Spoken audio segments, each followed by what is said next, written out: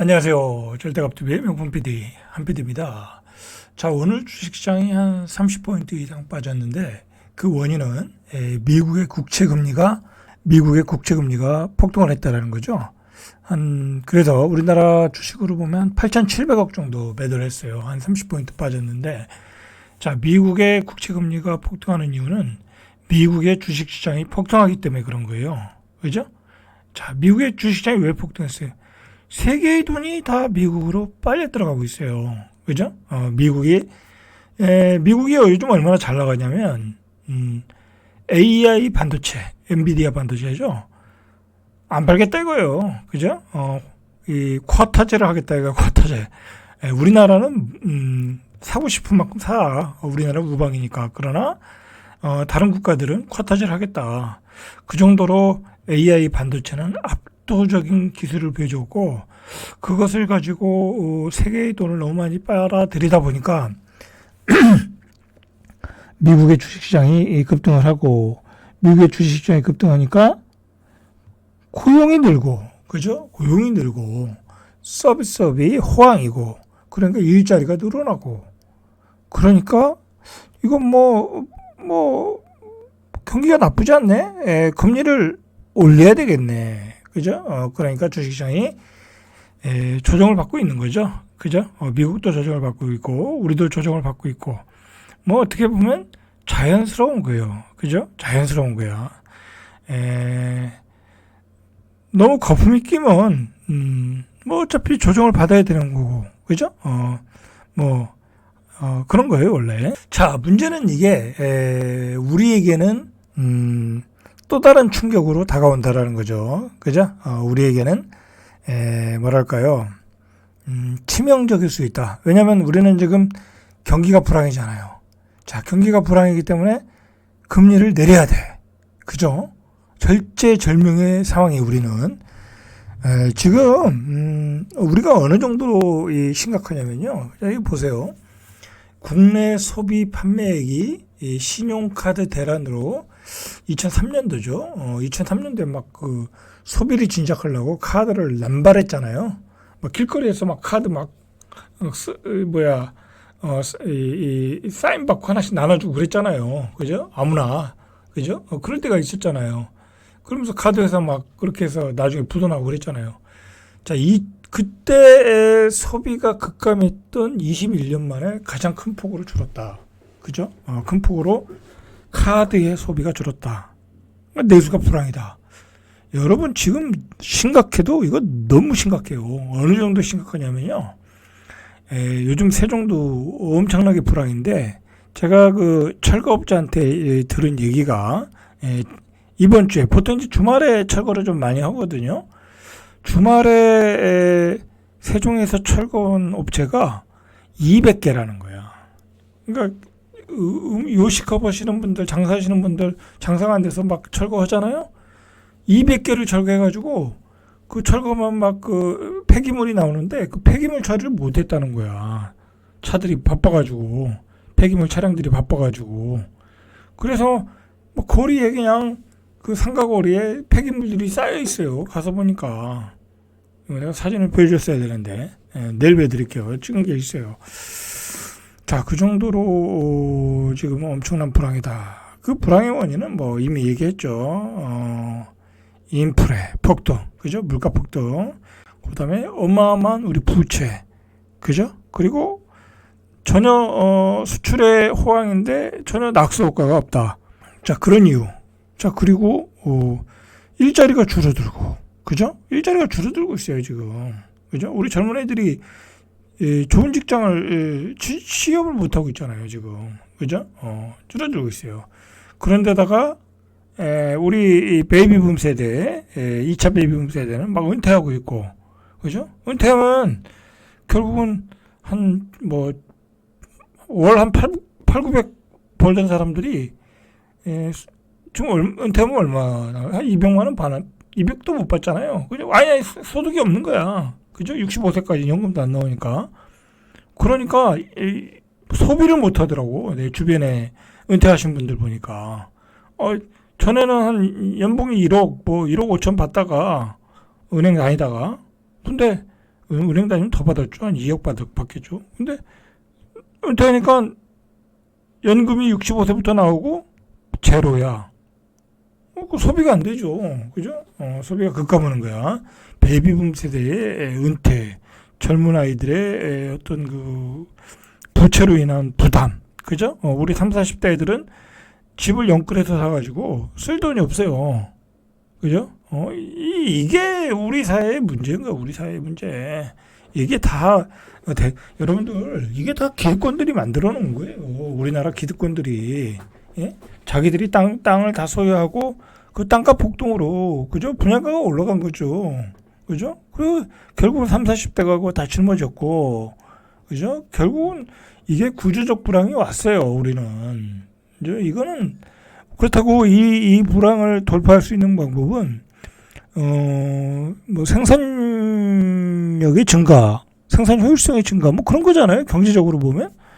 근데 우리가 뭐 미국처럼 뭐 AI 반도체, 엔비디아 같은 기업이 나올 수 있는 나라도 아니고, 그죠? 그나마 잘하는 게 하이닉스가 HBM 반도체 만들어서 그냥 그렇게 사는 건데, 삼성전자는 헤매고 있고, 그죠?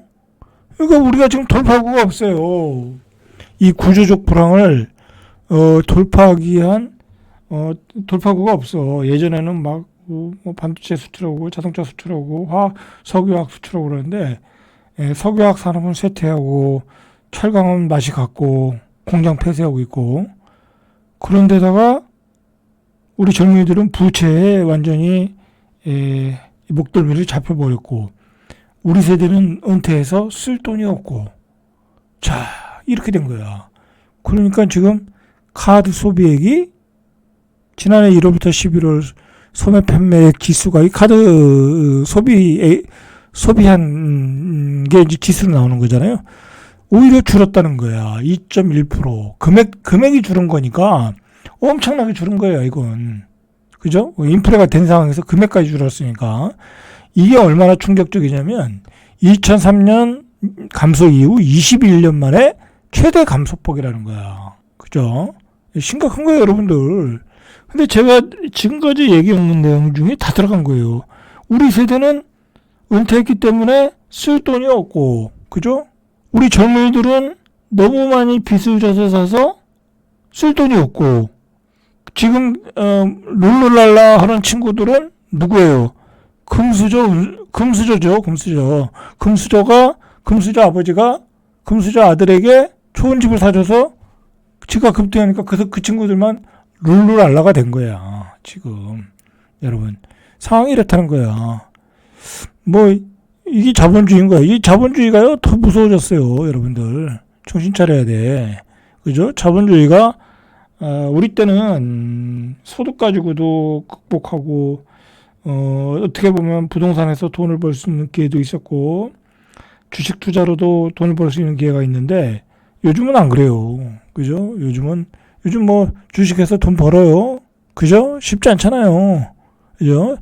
주식은요, 고수들의 화려한 이 플레이를 가져야만, 이 기술이 있어야만 돈을 버는데, 거기는.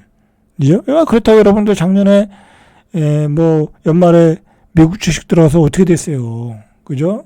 미국 주식 좋다고 들어가서 다 어떻게 됐어요? 떨어졌잖아요, 주식이. 이만 갔다가 지금 조정받고 있잖아요. 그죠? 별 볼 일 없어요. 그렇다고 장기 투자하면 모르겠지만, 뭐, 그러지도 않잖아요. 그죠? 자, 뭐, 그런 얘기는 나중에 하고. 그래서 지난해 보니까 내구재, 준내구재, 비내구재 다 줄었다는 거야. 다 줄었다. 그죠? 다 줄은 거예요. 다 줄었다. 그냥 먹는 거부터 그다음에 뭐 우리가 자동차 뭐 모든 소비하는 상품들이 다 줄었다. 자, 이 중요한 거는요. 이게 2년 연속 감소했다라는 거예요. 2년 연속 감소한 것은 1995년 이 문제 IMF 직전이니까 통계 이후 처음이다. 오히려요, 98년 외환위기 때는 마이너스를 잠깐 기록하고 반등을 했어요. 근데 지금은 2년 연속 감소예요. 그러니까 이게 간단한 문제가 아니다. 이제 여러분들 제가 작년부터 뭐라고 그랬어요? 이런 구조적 불황에 대비를 해라. 그럼 뭐예요? 대비하자는 게 소비를 줄여라 라고 말씀드렸죠. 그리고 빚을 갚아라. 그죠? 죽어라고 빚을 갚으셔야 돼. 빚이 있으면 갚고, 팔아서 갚고, 자산 팔아서 갚고, 이 슬림화 시키셔야 돼. 그죠? 부채를 슬림화 시키고, 그죠? 그 다음에 내가, 이 개인 소득을 어떻게 올 건가. 뭐, 투자보다는, 어떤, 이 근로소득으로, 그죠? 이제 근로소득도 여러분들, 이제, 은퇴 전과 은퇴 후가 있는데, 은퇴 전이야 뭐 직장 다니면서 근로소득 이제 보시면 되는 거고, 이제 이 차로 은퇴 이후에 근로소득도 무시 못 하거든요. 여러분들 무시 못 해요. 은퇴 이후에 60에 은퇴하면은, 제가 생각하기에는 한 15년 정도는 충분히 일할 수 있거든요. 75세까지는. 75세 놀러 다녀야지. 여러분, 놀러 다닐 생각하지 마세요. 제가 주변에 보면, 70세까지 일하시고 그만두고 한 2년 놀았더니 죽으려고 그러더라고요. 다시 일하고 싶어가지고. 우리 대한민국 사람들은요, 체질이 일하는 게 맞아요. 체질이 일하는 것 같아요. 그리고 일을 해야 젊어지고 적당한 일을 해야 돼요. 그죠? 저는 저는 계속 일할 거예요. 그죠? 나중에 주식 투자도 계속 할 거고. 주식 투자 좋죠. 소소하게 하면 되죠. 몇 천만 원 가지고 조금씩 하면 돼요. 물리면 묻어두고, 그죠? 묻어뒀다 한 1년 있으면 다 본전 차려요. 싸게만 사면, 욕심만 안 부리면. 그렇게 해서 그냥 즐겁게 사는 거예요. 그렇게 해서 벌면, 그냥 때거리 못하는 친구 있으면 밥도 사주고, 그죠? 얼마나 좋아요. 그죠? 그렇게 사는 거예요. 자, 그렇게, 그런 문제가 있다. 자, 보세요. 내구재인 승용차 소비가 2023년 7.6% 늘었지만 지난해 오히려 줄었다. 이제 자동차도 안 팔린다는 거야. 자동차는 계속 늘어났거든요. 우리 젊은이들이 자동차를 안 사요. 못 사죠. 그죠? 못 사는 거예요. 운전면허도 안 딴다는데 뭐. 오히려 자동차는 우리 세대 사람들이 많이 바꾸더라고요. 자, 이거 보세요. 자동차가 얼마나 안 팔리냐면 국내 상용차 판매가 18만 1,900대, 전년 대비 20%가 줄었다는 거야. 이 상용차라는 게 저거 같아요. 그런 우리가 자가용이 아니라 포터, 트럭 그런 거 있잖아요. 이게 사업을 위한 차들이죠. 현대차가 작년보다 한 15% 줄었고, 기아는 34% 줄었고, 심각하죠, 그죠? 근데 이게 왜 심각하냐면, 보통은 불황이면은 이런 차들이 잘 팔리거든요. 왜냐면 이런 차를 사가지고 영업을 해야 되니까. 그죠? 다른 일 하다가 이런 차 사서 과일 장사를 한다든지, 그죠? 아니면 트럭 운전을 한다든지. 그런데 트럭과 버스 이런 소형 트럭들도 안 팔린다는 거야. 현대차 포터의 지난해 내수 실적은 6만 9천 대, 29% 감소. 기아차 봉고는 35% 줄어들었다.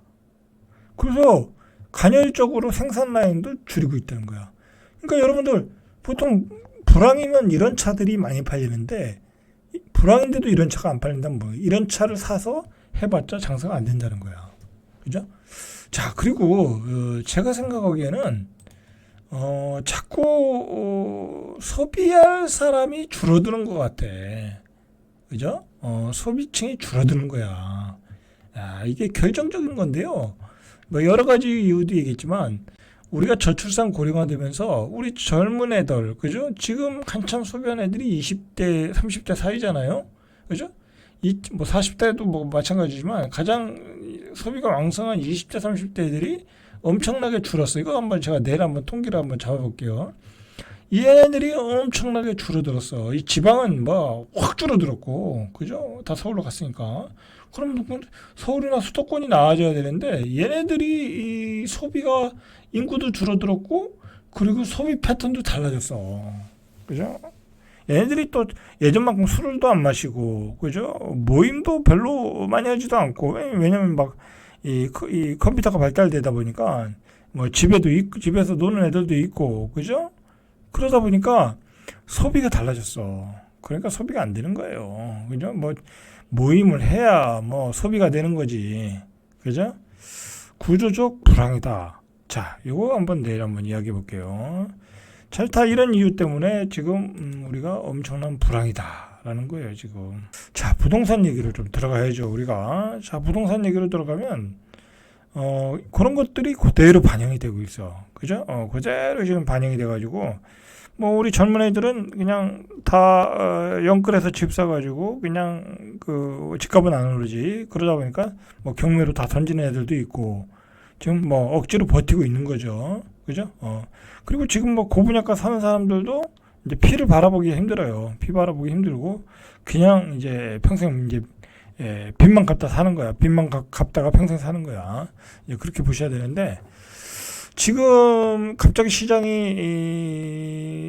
차가워졌거든요, 여러분들. 근데 우리가 이걸 생각해야 돼. 2022년에 2년 때 우리 상승장이 꺾였을 때 확 꺾어졌잖아요. 그때와 지금은 분위기가 더 틀려. 왜냐면 그때는 확 떨어져서 한번 그때는 왜냐면 그 금리도 그렇게 뭐 한참 금리가 이렇게 올라와서 아직 올라온 기간이 그렇게 길지 않았기 때문에 버틸 수 있는 힘이 있었고 그 다음에 그때는 시중에 유동성이 좀 있었어. 그죠? 집 판 사람들도 있었고 그죠? 대기 매수세도 있었고 그죠?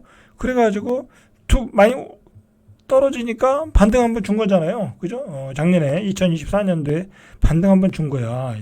그래서 반등 준 거예요. 그 대기 매수세와 어떤 뭐랄까요, 뭐 금매물들 때문에 한번 반등 한번 주고 반등을 주는 수준이 아니라 전고점까지 이렇게 폭등을 해버렸잖아요. 그죠? 또 이 잘못된 신호를 막 자꾸 주는 바람에 그리고 막 투기 강사들 막 또 나와서 펌프 치라고 또 집값 올라간다고. 걔네들 다 어디로 갔나 모르겠어. 그죠? 그때 막 폭등한다. 작년에 막 그렇게 떠벌리더니 다 쑥 들어갔어. 이 두더지 같이. 그죠? 그러니까 걔네들도 새빨간 거짓말이야. 무슨 올라갈 때 나와서 나팔 불고 떨어지면 쏙 들어가고 완전히 참 그렇죠. 그런 사자들이죠. 사자들이야. 자, 어쨌든 그렇지만 지금은 말이에요. 그때하고 다른 게 지금은 이런 구조적 불황이라는 게 윤곽이 확 나와버렸어. 그때는 예를 들어 22년 작년이죠. 작년만 해도 막 이렇게 소비가 줄질 않았거든. 그죠? 그런데 이제 고금리에 그죠? 막 계속 이자를 냈잖아요. 22년부터 23년, 24년 한 2년 되니까 2년 내다 보니까 이제 그 고금리 이자에 못 버티는 거야. 그리고 그 사이에 인플레도 계속 폭등했고 그러다 보니까 이거는 구조적 불황이고 잃어버린 30년으로 갈 수도 있겠다. 그런데다가 요즘 계속 나오는 얘기가 저출산 고령화 그죠? 그런 것 때문에 뭐랄까 소비가 확 줄었고 결정타는 또 우리 탄핵 정부 그죠? 계엄령 선포 결정타를 준 거죠. 그렇게 되면서 이번 시장은 어렵겠구나 그죠? 꽤 오래 가겠구나. 그런 거 보면 제가 22년 꼭지 칠 때 23년도에 막 떨어질 때 한 5년 최소 5년은 가겠다 라고 말씀을 드렸죠. 그죠? 그게 일단은 가는 거야. 이 최소 5년은 그러면 28년까지는 그냥 가는 거야 이거. 그죠?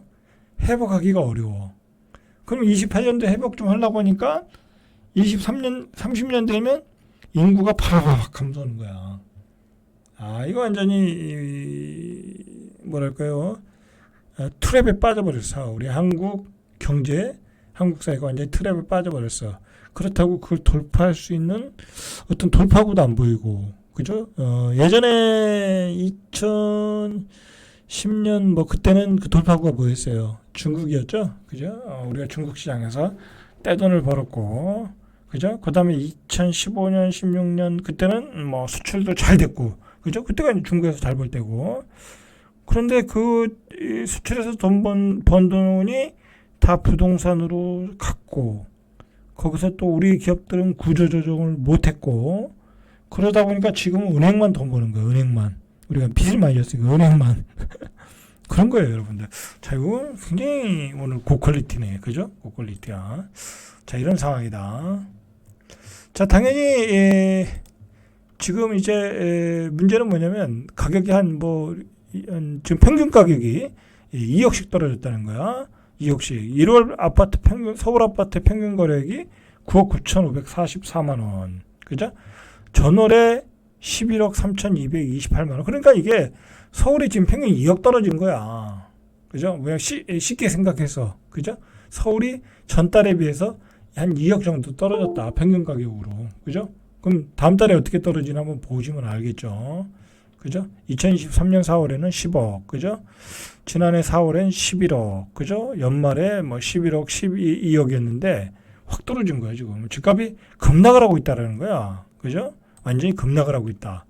자, 실제로 몇 개 케이스를 보시죠. 보시면, 자, 도곡동의 도곡우성 전용 84가 최고가 대비 한 2억 원. 그죠? 2억 떨어진 거야. 20억 5천만 원. 그죠? 최고가 대비네요. 그죠? 최고가 2022년 대비니까. 뭐, 강남은 계속 최고가 쳤으니까, 예, 강남도 고점 치고 이제 떨어진다는 거죠. 개포 우성 2차가 124제곱미터가 11월 최고가. 이때는 11월 최고가, 뭐, 강남은 최고가 나왔으니까, 최고가보다 1억 5천, 43억. 뭐, 이제 더 떨어지겠죠. 그죠? 지금 강남은 떨어지는 칼날이다. 예, 그렇게 보셔야 돼, 강남은. 자, 매물은 쌓이겠죠? 그죠? 매물은 쌓이고 있어요. 아실에 보니까, 서울 아파트 매물이 86,000에서 89,000건. 이게 지난해 같은 기간 대비 한 15% 증가. 그죠? 15% 증가. 주로 잘 나가던 동네에서 많이 증가했네요. 그죠? 성동구 같은데, 동대문구. 그죠? 관악구, 성북구. 이런 데는 조금 이제 떨어지는 동네인데, 이런 동네가 이제 영끌한 동네죠? 이런 데에서 매물이 증가하고 있다. 그죠? 자, 성동구 중에, 이 행당동 쪽에 매물들이 증가하고 있다고 그러네요. 그죠? 자, 또 몇 개 케이스를 보니까, 이 옥수동의 레미안 옥수 리버젠이 이게 좀 인기 있는 아파트거든요. 5구가. 인기가 있어요. 그래서 지난해 10월이면 얼마 안 되네. 18억 5천만 원 찍었네. 와, 이건 뭐 아는 사람이 여기 가지고 있는데 대단하네. 그죠? 18억 5천만 원 찍었는데, 순간적으로 2억 5천 빠졌네요. 그죠? 2억 5천 빠졌어요. 자, 이렇게 빠지고 있어요. 그죠? 빠지고 있어.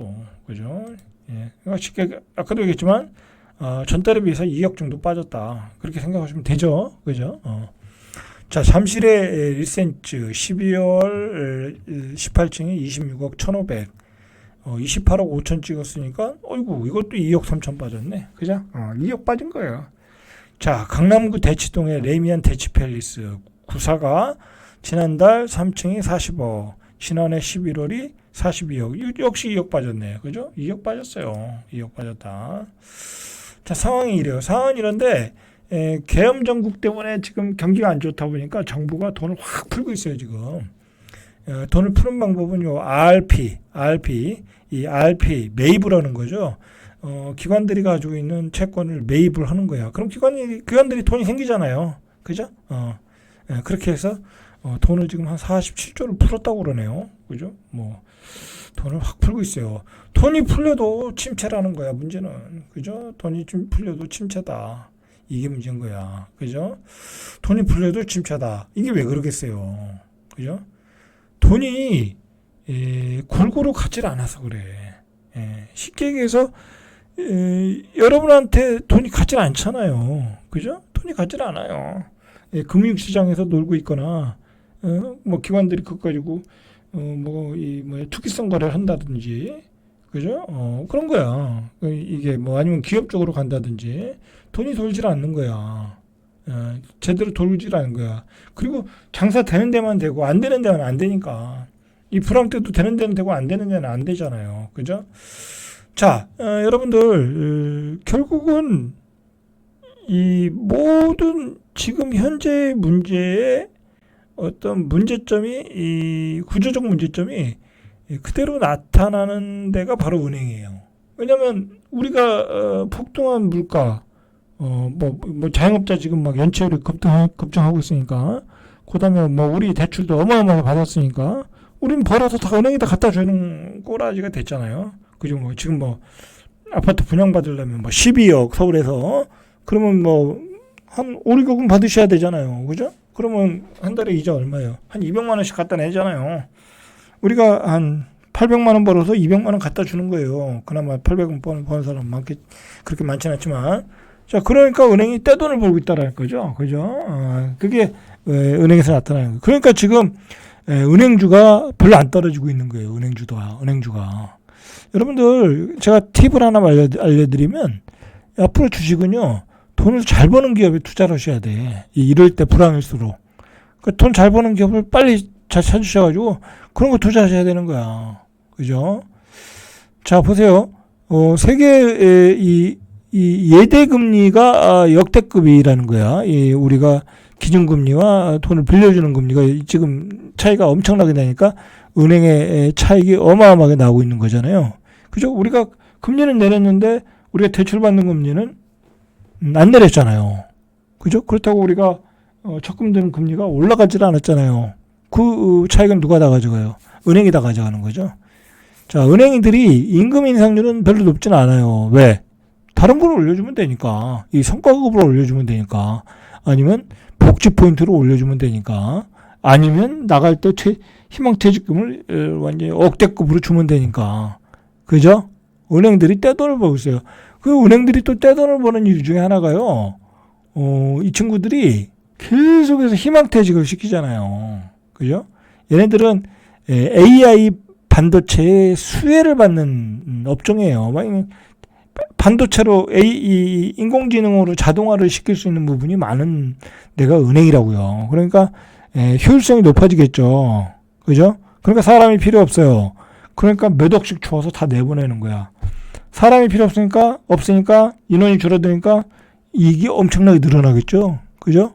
거기다가 예대금리차도 늘어나죠. 우리가 불황일수록 돈은 더 빌려야죠. 그죠? 은행들이 떼돈을 벌고 있는 거예요. 지금 그래서. 자, 지난해 3분기까지 5대 은행의 누적 순이익은 11조 7,883억. 전년 동기 대비 4.6억 증가했다. 근데 특히 이 4대 금융지주 KB, 신한, 하나우리 지난해 연간 순이익 전망치는 총 16조 9,245억 원으로 지난해 15조 1,367억 원보다 더 늘어날 거라는 거야. 그죠? 그러니까 올해는 한 17조 이상 번다라는 거죠. 그죠? 자, 이렇게 은행들이 호황을 부리고 있다. 이 호황을 누리고 있다라는 걸 뭘로 알겠어요? 은행 직원들의 평균 연봉. 그죠? 평균 연봉이에요, 평균 연봉. 얼마인가 한번 보시죠. 그러니까 이제 요즘 여자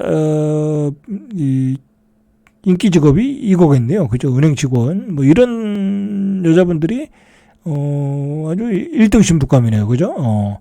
국민은행 평균 연봉이 1억 1,821만 원. 가장 높고요. 하나은행이 1억 8천이네요. 그죠?